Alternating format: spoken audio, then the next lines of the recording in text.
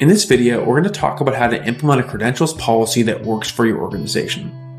Something teams request all the time is the ability to give developers freedom to do their work and interact with all the tools they need to, all while ensuring security and governance.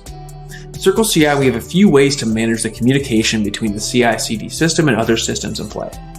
So in our case, we're communicating with a few tools throughout this architecture. We're getting deployments out to multiple AWS environments in multiple regions. We're talking to X-Ray, Jira, and Compass, and we're also deploying to our CircleCI namespace. So how do we manage all this access? And how do we apply those guardrails? Where we go to start the process to building this out is at the organization level and at the context page. Contexts are a global group of credentials that you can apply to the organization as a whole. And you actually apply them in the config file. You can see them here at this staging job. I've applied these different groups of credentials for that piece of work. So now that we've seen it's a global group, how do we start adding more guardrails and whittling it down? So one thing you could do is restrict the context by project. So if you only want them applied somewhere. An example is I have some credentials that as a platform leader, I'm using only to apply updates to my CircleCI namespace for config policies and orbs. No other projects need access to this. So I can have this global group of credentials and restrict it to those projects, and because their config is code, I know the projects and the repositories that need access to this for these actions. Also included is a list of nvars. You have access to a built-in vault instance that CircleCI provides, and you can store secrets either here at the org level with context or at the project level. And if you want to be hands-off with credentials, you can leave it at that. But at scale, I think there are going to be some more things I want to do, and this is where contexts get really powerful.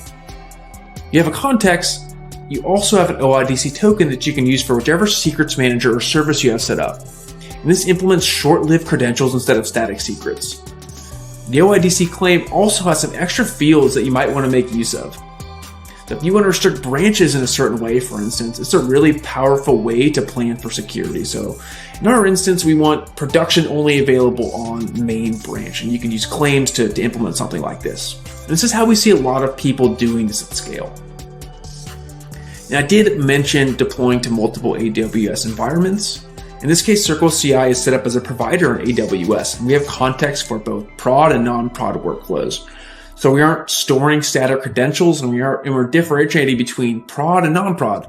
So we're assuming the right role with the right access for the right piece of work. You can see I don't even have any environment variables stored in this reference architecture production.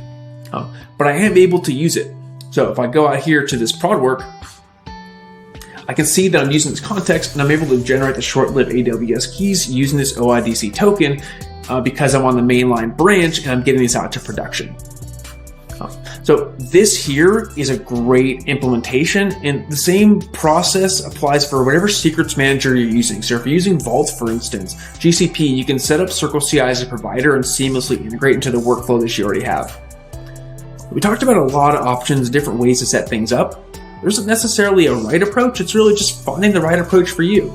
This is also a really great opportunity to work with the CircleCI team on assessing security posture and building for the future. We do this all the time and we love it. And on another note, you can also mandate usage for whichever approach you want with config policies, and we have some great helpers for context as well in that realm.